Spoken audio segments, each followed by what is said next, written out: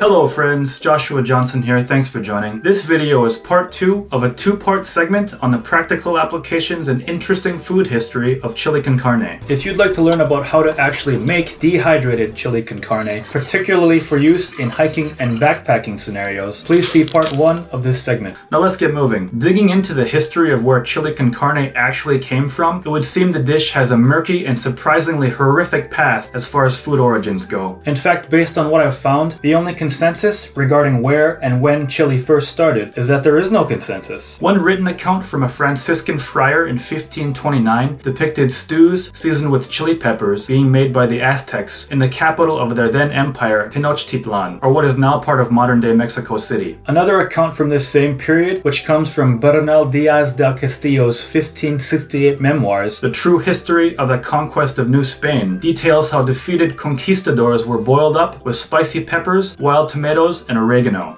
As one does. However, based on the fact that Mr. Castillo was a Spanish conquistador himself and served under the controversial Hernán Cortés, he may have been a little bit biased. Nevertheless, it has been documented that these types of practices were not uncommon for Mesoamericans at the time. The term chili con carne is reportedly a conglomeration of the Aztec and Spanish languages, and is first recorded in a book from 1857 about the Mexican-American War. It's also reported that the use of beef as the most common meat originated with the earlier Spanish colonizers. Now, in contrast to these versions, some credit chili's origins to the lavanderas, or washerwomen, that served spiced stews to the Mexican army in the early to mid 1800s. Others claim that the chili queens of San Antonio deserve the accolades. From the mid to late 1800s, they served plates of their chili-flavored beef stew from chili stands to Spanish soldiers, locals, and travelers alike. At the time, a big portion of this affordable stew could be purchased with a side of beans and a tortilla for 10 cents. This is according to a written account. Regardless, there's a reasonable number of food historians that believe contemporary chili was simply a product of early Texan cowboy pragmatism. In fact, technically speaking, their version of chili was one of the earlier forms of trail food. In a recipe from the 1850s, dried beef, suet, also known as rendered beef fat, dried chili peppers, and salt were pounded together and fashioned into bricks, then dehydrated. This end product was similar in nature to Native American pemmican, offering the benefits of a lengthened shelf life and ease of portability. These chili bricks could then be rehydrated in a pot of boiling water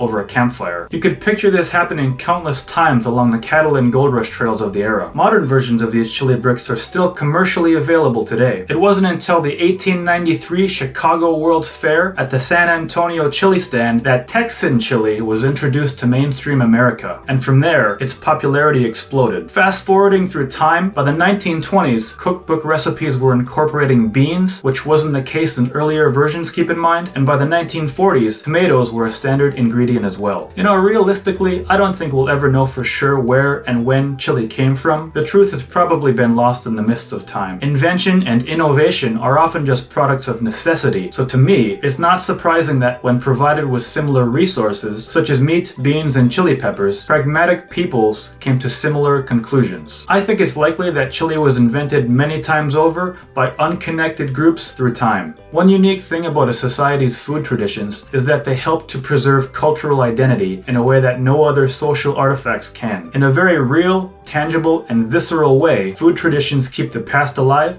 and directly connect us to those who came before. Thanks for watching and have a great day. Cheers.